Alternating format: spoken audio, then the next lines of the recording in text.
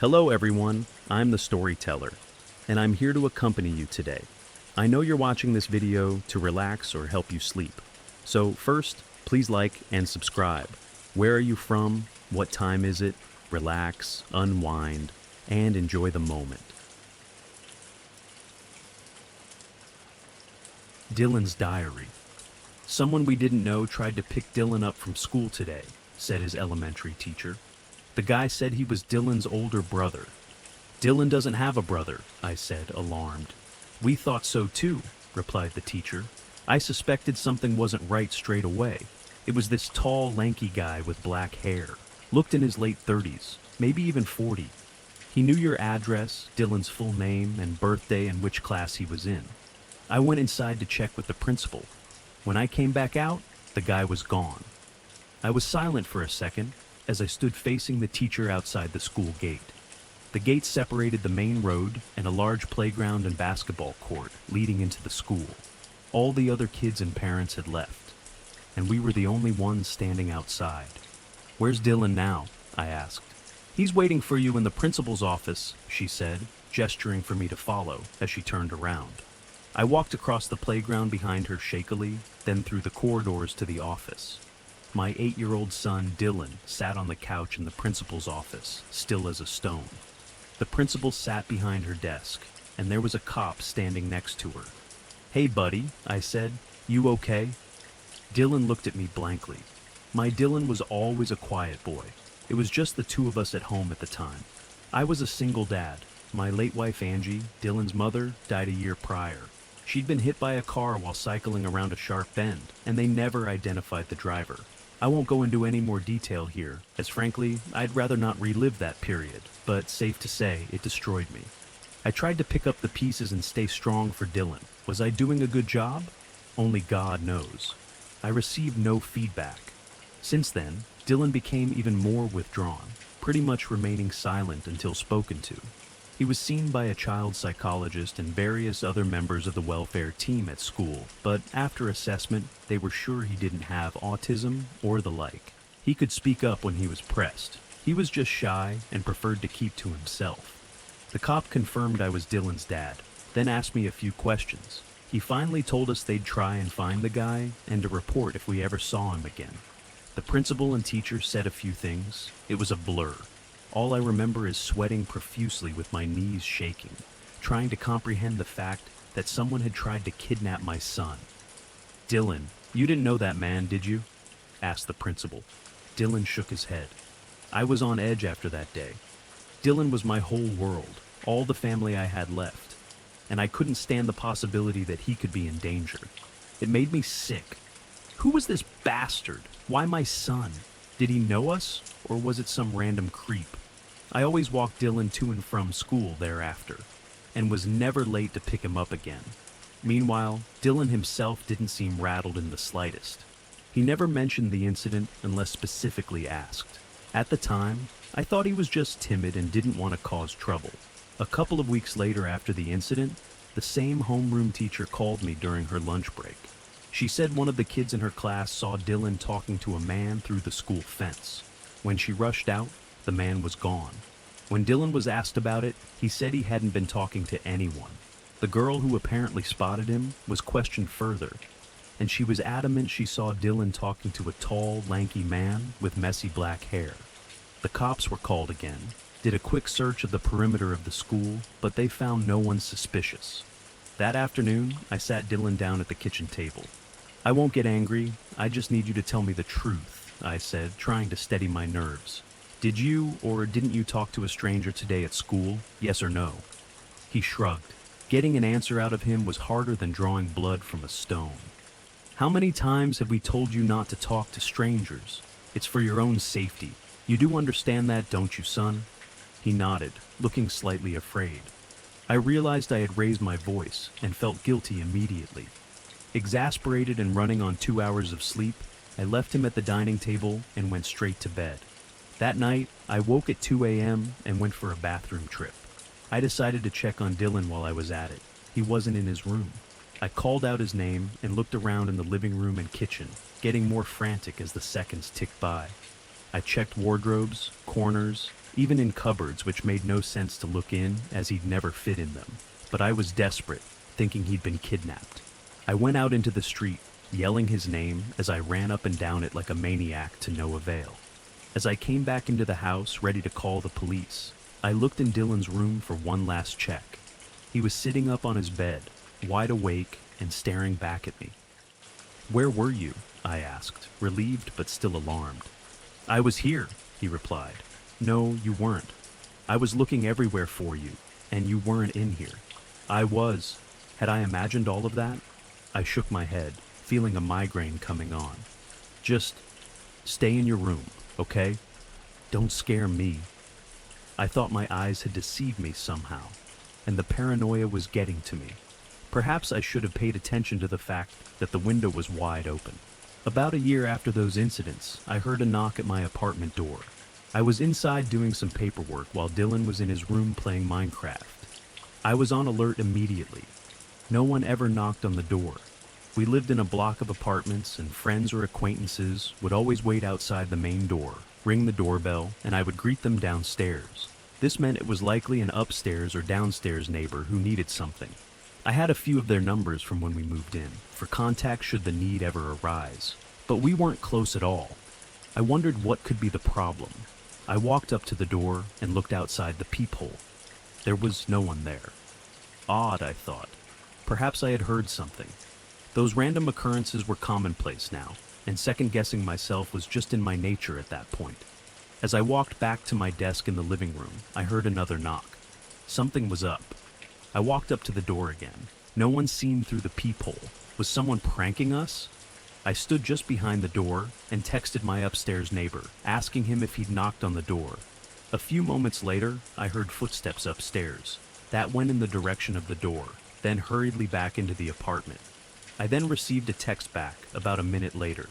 "Do not open the door. There's a guy with a huge knife crouching hiding right next to your door." My phone buzzed again. Another text from my upstairs neighbor. "Calling cops." And then "stay inside." I froze as all the hairs on the back of my neck stood up. I was paralyzed for a few seconds. When I came to my senses, I tiptoed to Dylan's room. "Stay inside. Keep quiet," I whispered, my eyes bulging, beads of sweat dripping down my forehead. I had never felt my heart beat so fast. Dylan looked up and raised his eyebrows as I shut his door slowly and stood outside it, about to throw up and shit myself at the same time. We were so still that I could make out quiet but frantic talking upstairs, and more rushing footsteps. I read my upstairs neighbor's texts again to make sure my eyes hadn't deceived me. I tiptoed to the kitchen and grabbed one of my own kitchen knives, then returned to the same spot outside Dylan's room, anticipating a crazed psycho busting down the door at any second. I chanted manic prayers for safety on repeat in my head. Not a sound came from inside his room. After what seemed like years, I heard sirens in the distance, and my heart rate started to slow a little. My grip on the knife handle loosened. Eventually, I heard some shouting, more footsteps and banging that gradually faded in volume. "This is the police!" shouted a voice.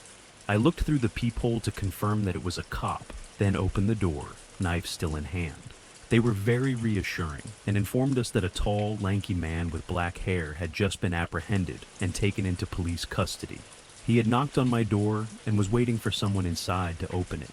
He was indeed waiting with a freshly sharpened knife. What was he going to do with it? To the first person who opened that door, which was going to be me. Well, if it isn't obvious, then your guess is as good as mine. This guy's name was Gregory. He seemed to bounce around from place to place with no permanent address, even traveling between states, and doing petty crimes like theft, harassment, and occasionally stalking minors. When they did a more thorough search, it turns out he had been involved in at least one gruesome murder in a different state, and ended up being given a life sentence for it, along with his accomplices. I wouldn't have wished that terror upon anyone, but these unfortunate things happen. The side effects of the psychological damage I experienced that day have never left me. However, I know people who have been through similar horrors, but never lived to tell the tale. So I looked on the bright side and counted myself lucky. Where there are sick freaks, there will be victims. The sicko was in jail, and I thought that was the end of it. But there was a different side to the story that I only uncovered 10 years after the incident. Dylan was due to leave for college, living away from home for the first time. He had grown into a tall kid with a surpassing number of friends, still obedient, but relentlessly quiet. While packing his things and clearing out his room, I found a rugged-looking old notebook at the back of his bottom drawer. "Dylan's diary," said the cover. I flicked through it with no intention to pry initially, and saw that he had written and drawn in it extensively with impressively neat handwriting. He had always been a boy of few words, so I was intrigued. I began reading from the first page. Page 1, Cody's house, 11 a.m. He has to give me back my coat. There were a few stick figure drawings. Page 2, I need a book for English class next week. Ask if Amy has one. I turned the pages, and the first few were filled with the same mundane elementary school day-to-day affairs, mixed in with a few doodles. Then I got to page 21. Page 21. Why does my dad talk so much? He won't even let me get an Xbox, and he won't let me sleep over at Cody's house. Talking back is no use. I hate him. I felt a sting, and my heart sank. I remembered that day vividly, and a pang of guilt ran through me. I turned the page. Page 22. Saw Greg today. He says he can help me get rid of Dad. I said he was lying, but he says he's done it before. It was in the news. As my mind connected the dots, I flicked through the previous pages. This was the first mention of Greg I could find. I started to sweat, but continued reading. Page 23. Me and Greg are coming up with a plan. Need Dad gone, but I almost got caught talking to him today. Mrs. Watford, that stupid old mole rat, kept asking me. She took me to the principal's office again. I think Katie saw Greg and snitched. Need to be careful. A few blank pages with a few in between filled with scribbles and admin-type notes to self. Then the narrative continued. Page 41. The word plan was underlined with two drawings underneath. The first was of a stick figure kneeling by a door holding what looked like a dagger. This stick figure was smiling. There was another stick figure behind the door, with its hand on the door handle, about to open the door. The second was of the first stick figure stabbing the stick man who had just opened the door. His eyes now, two crosses. Page 42. Greg came to my house, and I showed him my plan. He said it was good and he could do it. We almost got caught by Dad, but I got back in bed just in time. He's going to get some tools from his house. Close one. Page 43. Greg screwed up. He's in jail now. Why did Dad not open the door when Greg knocked? Everything went wrong. I don't know why. Page 44. I wish my dad would just shut up. I flicked through the rest of the notebook, which was blank. Page 44 was the last entry. I read the entries a few times and pondered what I should do. I never thought Dylan was capable of such heinous intentions. Confused and upset, I acted as if nothing had happened for a few days. But on the day he was due to leave for college, I couldn't hold it in anymore. I brought his duffel bag down and hooked it on his suitcase. He was ready to head to the station, standing outside the door with the suitcase and his backpack. Dylan, when you were younger, did I ever say or do anything that hurt you? You can be honest with me? No, why do you ask? He replied. I held up the diary. He froze for a second, and I saw the color drain from his face. I won't blame you for anything, don't worry. You know I love you very much, son. You were a minor, and you were a victim of a very sick man. Besides, this thing is years old. I just want to know what I did wrong at the time to lead to this, and we can put it behind us. His shocked expression faded, leaving his ever-present blank stare. You didn't do anything wrong, neither did Mom. I opened my mouth to ask him what he meant by that, but stopped. The corners of his mouth stretched into a wide smile. Our eyes met, and we stood in silence for a few seconds. Dylan, if I were to find another one of these notebooks, I began tactfully, would I see the blueprint of my wife's murder inside? Yeah. He didn't even pause to answer. Then he gripped the handle of his suitcase and walked off down the street. That was 2 years ago now. I never forgave him.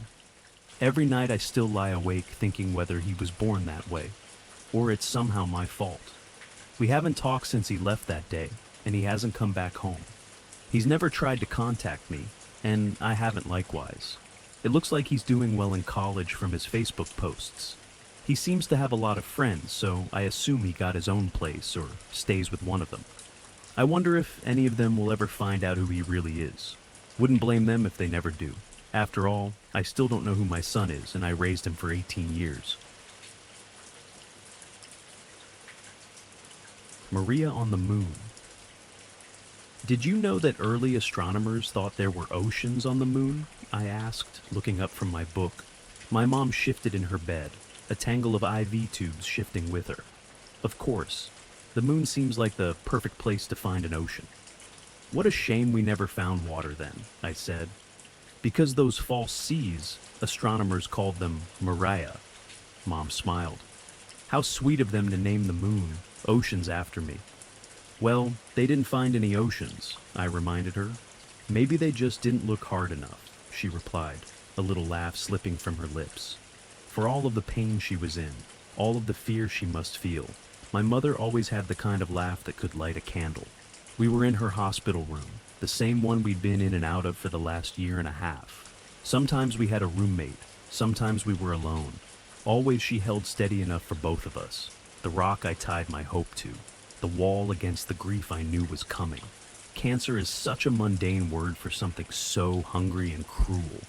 I've noticed medicine does that a lot, covers horror with tedious language like a bedsheet over a body, malignant, inoperable, metastasized, terminal. But when she laughed, we weren't in the hospital anymore. We were home. When she laughed, she wasn't sick, she was young again, and I was a kid, and the world was a bright place begging to be explored. What a miracle my mother was. Cancer had taken so much from her, aged and hurt her, but it could never steal her laugh. That was hers to keep. How are we feeling today? The doctor asked. He came in less and less often. We could all sense this was the final stay in this room. Just brilliant, Doc, my mom said, struggling to sit a little higher. We can still go dancing later if you'd like, though we'll have to ask for my son's blessing. Ever since his dad died, Brian's been very protective of me. I put on a stern face. I'll need to know your intentions are pure, Doctor. Bradshaw. As the driven snow, he played along. But I might need a rain check on the dance, Ms. Willen. I'm not as young as I used to be. He emphasized his age, running his fingers through gray-white hair. My mom tapped her bare scalp. Right there with you, Tiger, she said. Dr. Bradshaw smiled, but I could tell he was burdened. I saw him glance at the small idol I'd placed on my mother's nightstand. The talisman was a miniature oak tree carved from gray soapstone. There were 4 faces etched into the tree, a sentry against ill health and bitter spirits. I could tell the stone tree made the doctor uncomfortable. In all honesty, I had a tough time looking at the idol for more than a few seconds. The faces were each whittled in vivid expression. The face closest to my mother's bed was smiling kindly, and the face pointed towards the door was snarling, meant to ward away harm. The final 2 faces were both weeping. All 4 shapes were too human, too raw. There was a weirdness to the stone tree that put people on edge, but I'd grown used to every shade of weird you can imagine. My mother's side of the family was full of stories of unexplained luck and mysterious tragedy, whispered secrets and unexplained deaths. By all accounts, my maternal grandmother was either an honest-to-goodness witch or full-bore, high-caliber crazy, or both. Probably both. The stone tree was from a box of my grandmother's things I'd found in the attic earlier that month. Maybe it was just a coincidence, but my mom did seem to get a bit better when I brought in the talisman, at least for a little while. I was daydreaming about family history and the odd box while Dr. Bradshaw checked his charts and Mom's vitals. "Can I talk to you for a moment?" he asked, ripping me back to reality. Dr. Bradshaw tried to keep a light tone, but I could tell he didn't have good news. The hospital hallway smelled like ammonia and birthday cake. Someone must have had a party, maybe a patient, maybe a nurse. Strange how you remember the insignificant details while your world is crashing down around you. "I'm so sorry," Dr. Bradshaw told me. "The results came in this morning. It's spreading aggressively. We held it back as long as we could, Brian. Your mom is a fighter. But right now, we just need to try to keep her as comfortable as we can. Brian." The wall was cracking, grief waiting on the other side. heavy and cold as an empty house. I'd known for months that this was the most likely outcome, but it still hurt to hear. Hurt worse than I could stomach. "There's nothing left to try?" I asked, fighting down the urge to throw up. "Anything experimental, untested, anything?" Dr. Bradshaw shook his head. "I'm sorry, sometimes we just run out of options." She fought a good fight. "How long does she have left?" I asked, looking back into her room. She'd fallen asleep. "Not long, maybe days. Have you considered hospice?" The smell of ammonia and birthday cake. The steady beep of Mom's heart monitor. I tried to focus on the world around me. My hope wasn't dead yet. If medicine couldn't help my mom, maybe something older could. I thought of the box of my grandmother's things waiting in the attic. There was a lot in there I hadn't gone through yet. Books and candles and secrets and lost things. Maybe there was a cure, or at least a way to keep the fight going. "No," I said. "If all that's left is to make her comfortable, I want to take her home." The doctor smiled. "I understand. We can give you some medication, ways to help her with the pain." He put his hand on my shoulder. "Your mom's been in a lot of pain, but she'll have peace soon. You've done all you can." "I know," I lied. "Thank you." Mom lived in a small ranch house 10 miles outside of town. There wasn't much in the way of neighbors besides some woods and a creek slithering through her yard. It was a windy, warm March afternoon when I took my dying mother home. That night, I began my work. I was going to turn the house into a bunker, a maze death could never solve. I would keep my mother safe. I would find a way to keep her alive. The little red book was full of ideas. Running water was an obvious place to start. The creek behind the house was barely a trickle, but it should provide some coverage to the south side of the property. Salt was next, lining the doorways and window frames, then in an unbroken circle around the entire house. This step was to be repeated daily, the red book stressed, or even multiple times per day. Even a moderate breeze played holy havoc with any salt poured outside, so it was always best to trace and retrace every few hours. Water and salt were common defenses against man's oldest enemy and well known. The book offered other, less conventional advice. It took me nearly a week to finish carving the symbols and signs into the walls, the floors, even the trees on the property. Sometime around noon on the third day, on my back in the crawl space etching strange marks onto the underside of the floor, it struck me how ridiculous I was acting. There was no proof that any of the information in the little red book was anything other than the delusional ramblings of a bizarre woman I'd only met once or twice as a child. For all I knew, the runes meant to ward off death were actually a grocery list written in Cantonese. But I was desperate. And every time I saw my mother, she looked frailer, more fragile. So I continued carving and praying and building layers upon layers of protections to keep death far away. Making my marks took me all over the property.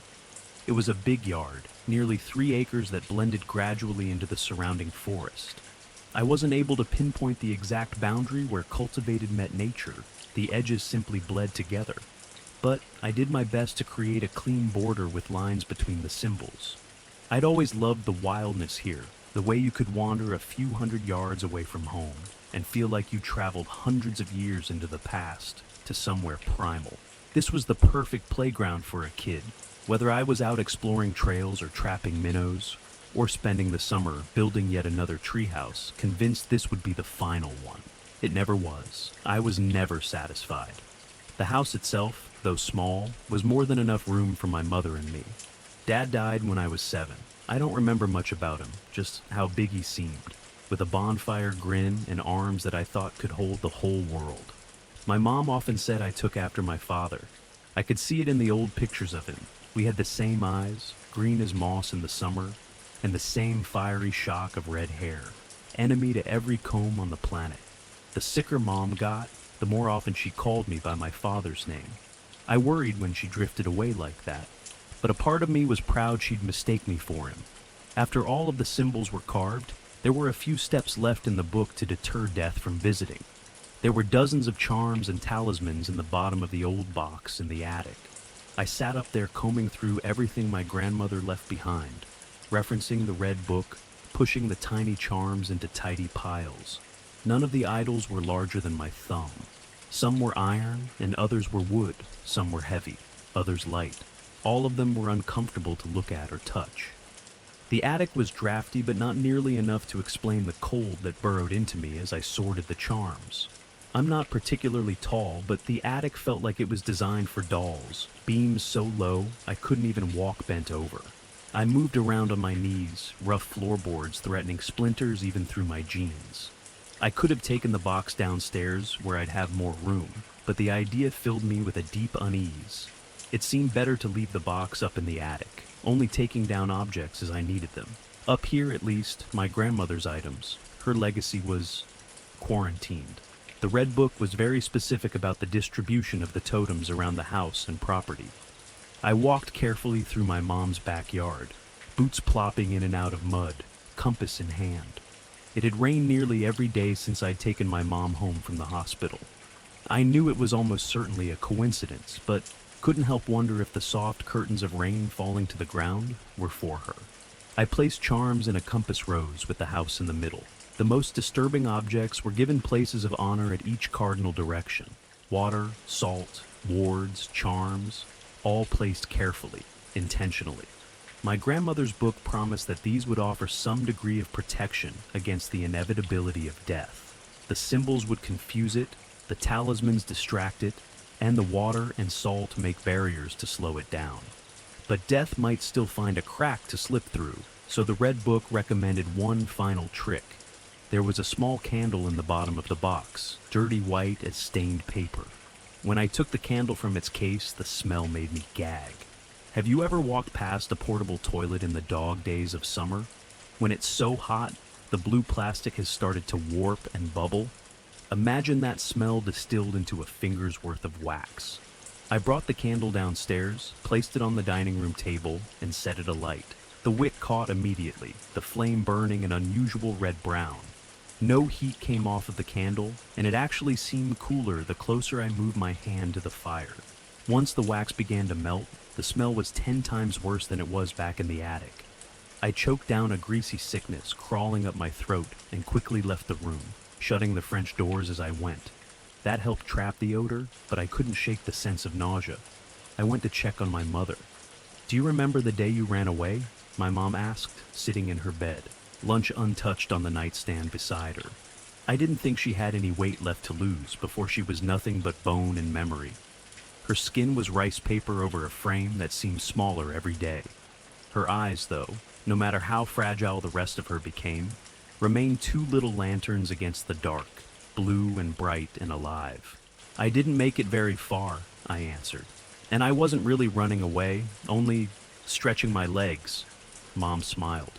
"You told me you were leaving for the circus. You wanted to be either a lion tamer or a strongman, or maybe a fire eater. I think I wanted to be all of that combined. Young me was big on multitasking." My mother turned so she was looking out the window into the yard. "I was so scared when I found your note, the one saying you were leaving. My hands were shaking like you wouldn't believe when I called the sheriff and then Mr. Jonas down the way. It felt like we were searching for you for half the night, even though it couldn't have been more than an hour before we found you there, lost in the woods, wandering around and shivering. You hadn't even brought a jacket." I sat next to my mom on the bed.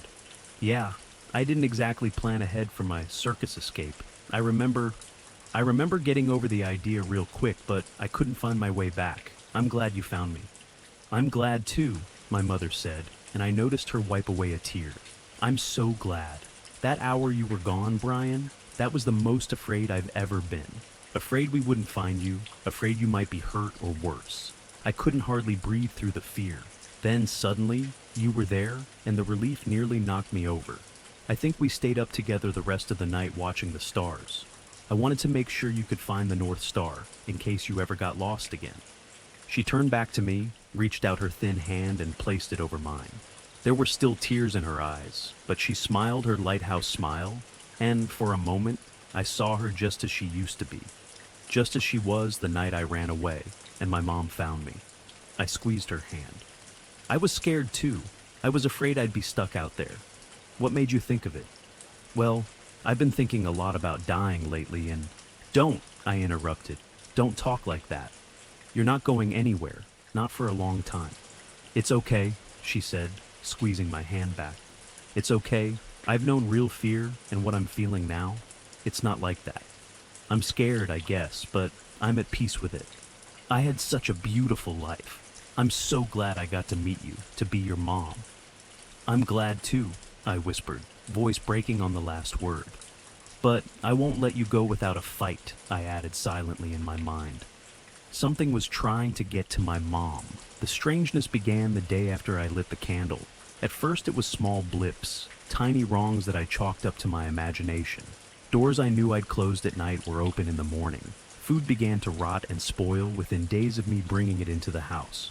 Eventually, food would go bad almost immediately. Every few hours, the television in the living room would either turn off if it was running or on if it was off. Clocks would stop overnight, always at 3:03 a.m. Shadows began sticking to the corners of rooms independent of any light sources. The shadows were stubborn, and they would linger for as long as I would stare, then disappear when I blinked. I began hearing bumps and knocks at all hours, and sometimes, when I'd enter an empty room, I had a sharp, fleeting certainty that it was only just occupied. I avoided the dining room, except to check in twice a day to see if the candle was still burning. The smell was vicious and would claw its way into your throat and nostrils the moment it was given a chance. I kept the door to the room shut and kept air fresheners running in the surrounding rooms 24/7. The funny thing was, the candle never went out, never even seemed to shrink. I could see the wax melting, but day in and day out, the candle refused to change. Days marched into weeks, and the wrongness only grew deeper. My mom and I both lost sleep to vivid nightmares that we couldn't remember when we woke up. Only the echoes remained, but those were enough to leave my pulse sprinting until morning. I started sleeping in a chair in my mother's room. I did this to comfort her if she woke up confused during the night, but also because, if I'm being honest, I was too scared to sleep alone. I felt like a child running into his parents' room, convinced there was a monster under the bed. Thing is, maybe there was. By the third week, I couldn't keep doors closed. They would slam open the moment I left the room. A terrible scratching began inside of the walls. I told my mom it might be squirrels or mice, but the sound was so insistent, not like rodents milling about, more like a dog wanting in. I stopped leaving the house for supplies. Instead, I had what little food we ate delivered. I kept the curtains drawn. There was tapping on the glass every night. About a month after leaving the hospital, we were living like zombies. The dining room couldn't contain the smell of the candle anymore. The entire house was clogged with the scent. Tiny noises had graduated into full-on laughs and screams and whispers in the rooms around us. Something kicked the bathroom door so hard while I was taking a shower that the hinges warped. I covered every mirror in the house. I'd started to see things in the corners looking back at me, half-hidden faces, shapes that skittered away as soon as I turned around. Mom was drifting further and further away. She had long moments of confusion where she'd forget my name, forget where we were. Sometimes she'd think I was my dad. Other times, she'd just stare at the wall for hours, growing fainter and fainter each day, like a Polaroid left in the sun. But she was alive. It was clear that we were under siege by something. My world shrank to only one room, and every trip to the bathroom, or to answer the door for food, felt like going over the trenches. The noises kept getting worse and worse, the shadows closer, the sense of movement around the house sharper. Every now and then, I would feel hot breath on the back of my neck, or walk through a cold patch hanging in the air. I stopped bothering redrawing the lines of salt around the house. I knew, deep in my bones, that as long as the sickly candle burned, death could not take my mom away. On the 33rd day after leaving the hospital, I woke with a start from a nightmare, only to find my mom's bed empty. She hadn't been able to walk the past week at all, so my first feeling was hope that she might be improving, at least a little. Then I noticed the odor we'd been living with for weeks was gone. "Mom!" I shouted, running in bare feet out of the room. I found her in the dining room, the door wide open. She was standing at the table, frail as a neglected scarecrow, bobbing back and forth. Her hands were hovering over the candle. The flame was out. "Why did you do that?" I whispered. Mom, are you okay?" I padded into the room, the wooden floor freezing cold. My mother didn't react to my presence. She just continued rocking side to side. I realized she was still asleep. "Mom?" I gently shook her shoulder. "Wake up." Her head snapped back and she nearly fell. I caught her on the way down. It felt like she weighed nothing at all. "What's going on?" she asked, looking around the dark room. "You're okay," I told her. "You were sleepwalking." "I was having the most unusual dream," Mom mumbled. "There were so many stars and—" She began to shiver uncontrollably. The cold hit me a moment later. I let out a gasp. The house was chilly before, but the dining room was near Arctic. My breath bloomed into a thin cloud in front of my face. I became acutely aware of the complete silence filling the house. Then I heard scratching. It was coming all throughout the house. Deep tearing sounds at the walls around the dining room. Footsteps came immediately after, heavy and fast. Somewhere in the house, a window shattered. "Brian," my mother said, holding on to me. "Don't worry," I said. "Everything will be—" My voice deserted me as a massive shadow unfolded in the corner of the room. It was shaped like a man, but tall, so very tall, and it was fast. Before I could yell, the shadow was on us, pouring over my mother. In the space of a heartbeat, she was simply gone. "No," I whispered, clawing at the dissolving shadow where my mom used to be. "No, no, no, no, no." The shadow was disappearing like a puddle sinking into the floor. There was a texture to it, oily and too slick to hold. I thought of my mother the night she found me lost in the woods, the night I'd run away. Her face filled my memory, her lighthouse smile.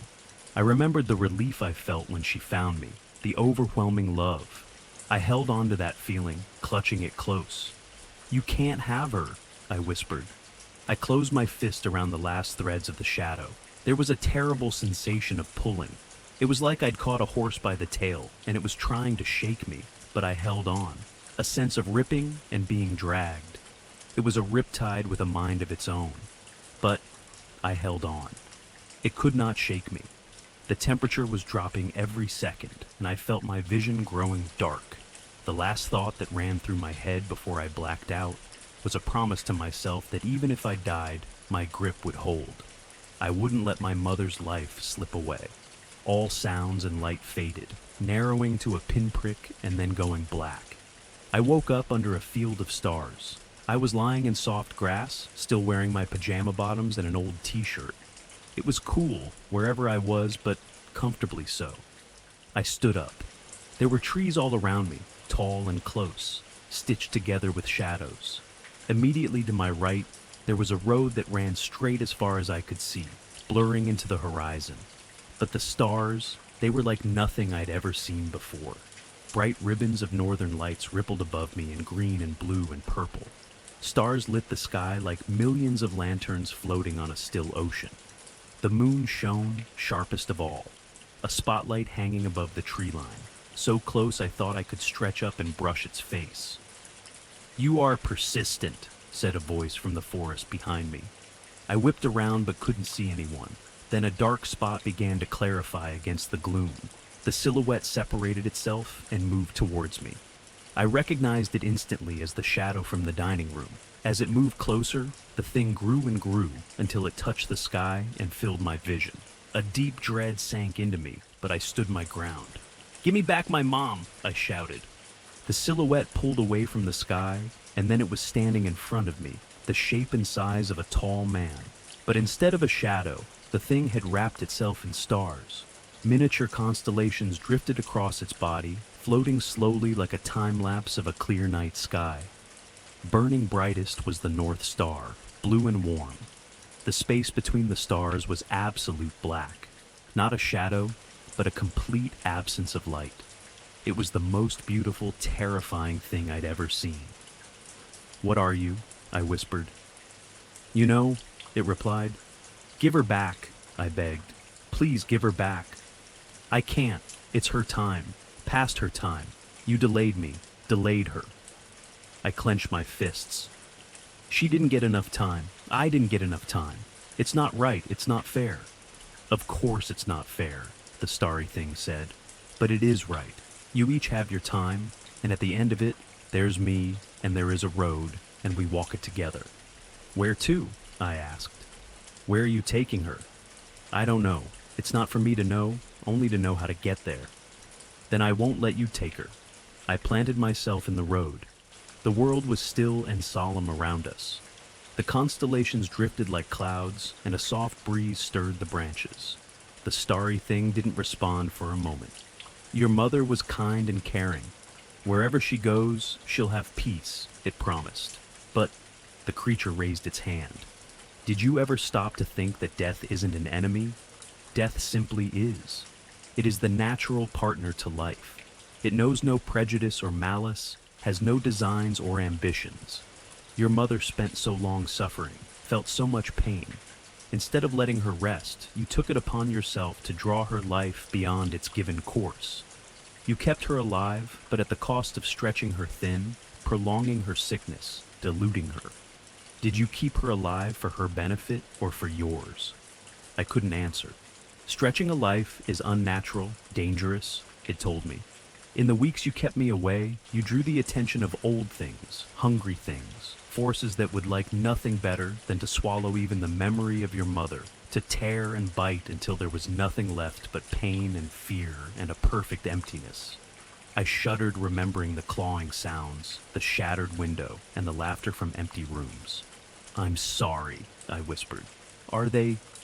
Can they hurt her here? Is she safe? The stars in the shadow burned brighter for a moment. Your mother won't walk her road alone. None of you do. I walk with you always to the end. Can I see her? I asked. Please? Let me say goodbye. It considered for several seconds. You are persistent. And then the starry thing was gone.